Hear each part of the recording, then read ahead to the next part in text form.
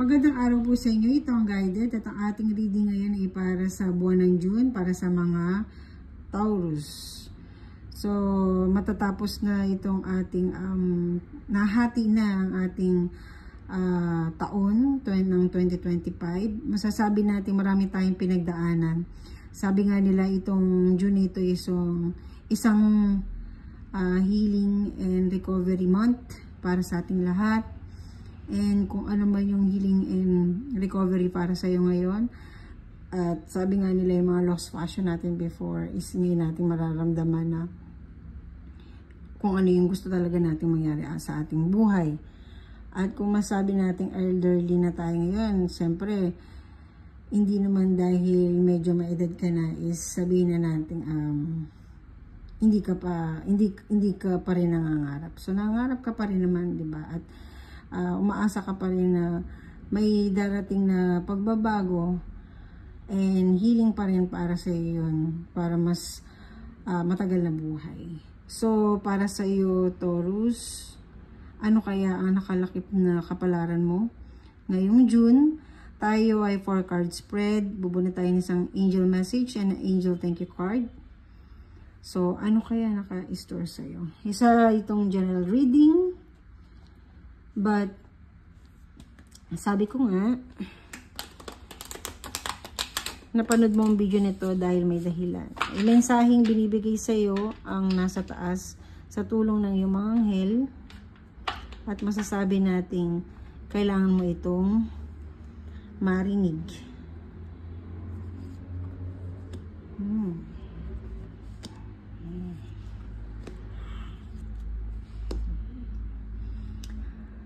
So sa Taurus, para sa buwan ng June, ang iyong general or overall environment is about keep your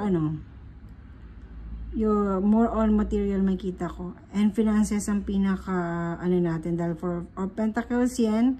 So siguro ikaw yung parang pinaka breadwinner sa family. Kung hindi man possible ikaw ay sabihin nating sinisecured mo yung iyong finances over certain emotions na nakikita ko hindi man actually overflow lang yung emotion, kumbaga ikaw mismo nilalabanan mo kung ano man yung mga negative emotion mo nakikita mo ngayon, at definitely nasa magandang laban ka dahil hindi ka nag-iisa. Kumbaga may pumoprotekta sa iyo at mayroon ka rin pinoprotektahan. So, it's a battle na hindi lang ikaw ang gumagawa, kung hindi battle ng buong pamilya mo, buong mga katrabaho mo, mga kaibigan mo na nakasuporta sa iyo. Isang battle in a group, hindi lang ikaw. Para mas mapagtagumpayan mo at maramdaman mo na hindi ka naman talaga nag-iisa. So, very positive ang nakikita ko dito. Kung makikita mo sa card, puro yan positive, diba? So more on a spiritual way din, mukhang mas magiging madasalin ka ngayong buwan ng June, at iningi mo sa Diyos lahat yung ng mga tulong na maalpasan mo o matapos mo ano man yung battle of finances mo ngayong June. Actually, hindi ko naman nakikita totally battle of finances. Parang nagsisecured ka lang kung ano lang meron ka, yun na yung parang sinisecured mo na siya. At kung alimbawa isa itong trabaho na sinisecured mo na yung trabaho na yun dahil alam mo magbibigay sa iyo ng magandang opportunity sa iyo yun on the long run, definitely isang bagong trabaho ang ibibigay sa iyo or position sa iyo kung saan majority ikaw ang pipiliin nila, at magiging magandang kalalabasan at magiging stable ang iyong finances at mas tataas pa yung iyong sabihin natin siguro mas masisecure mo yung sarili mo materially. And unexpected naman, masabi natin na dahil masyado kung traumatized sa mga tao, ito yung traumatized kung the sense na parang hindi ka nagtitiwala o hindi ka, hirap kang magtiwala sa ibang tao. Siguro marami kang napagdaanan na betrayal, masasabi natin, o talagang nagpaubaya ka o nagbigay ka ng trust sa isang tao o marami, or in general, sabihin natin the past few years pa, and then parang naging ano ka tuloy, sigurista ka na, medyo napaparaming ka na. But ngayong June is may kita mo yung sarili mo na hindi. Parang embrace mo yung pagpasok ng ibang tao sa iyong buhay. At magtitiwala ka in the sense na hindi naman yung totally, but mag-embrace mo yung chances na to meet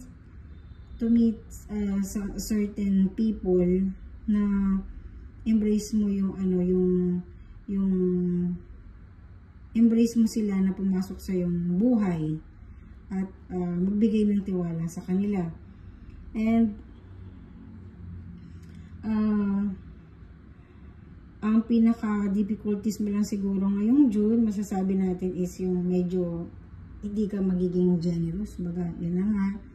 Meron kang pinag-iipunan. Kung ano man yung pinag-iipunan mo na yun, pinag-iipunan o tinatabi.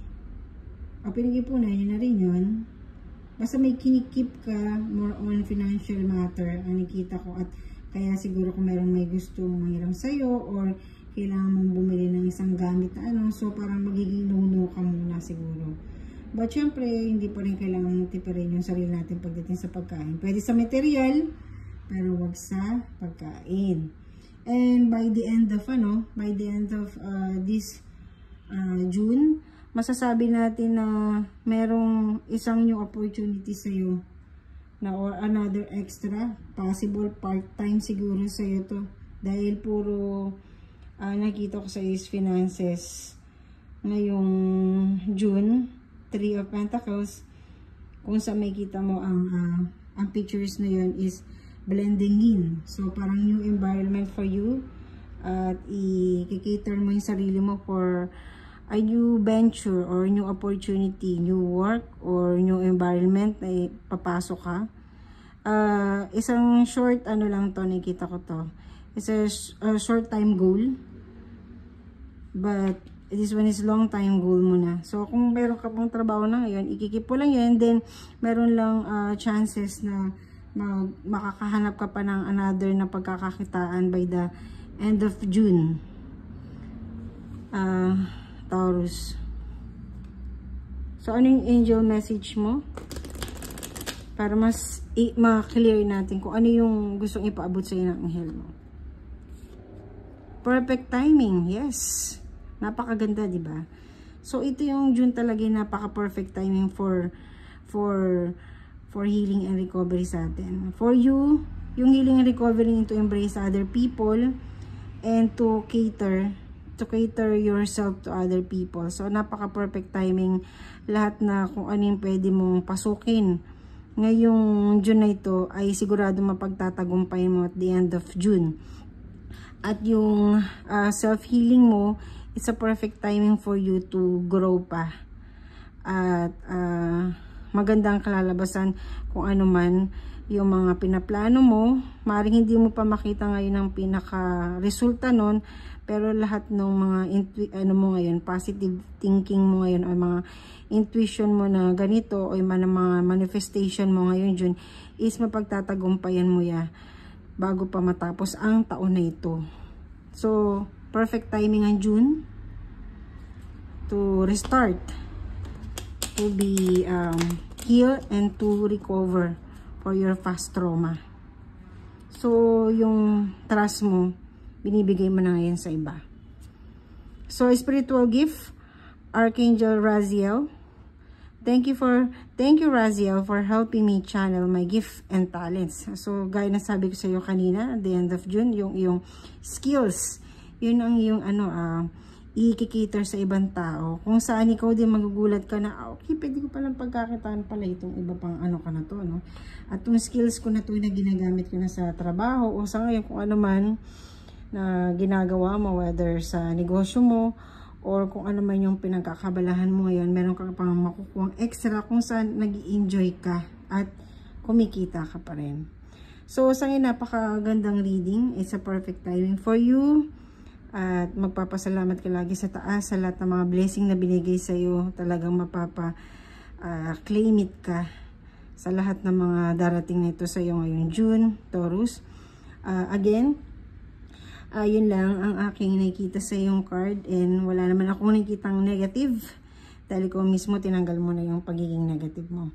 Maraming salamat sa iyong pakikinig at panonood, Taurus, and God bless.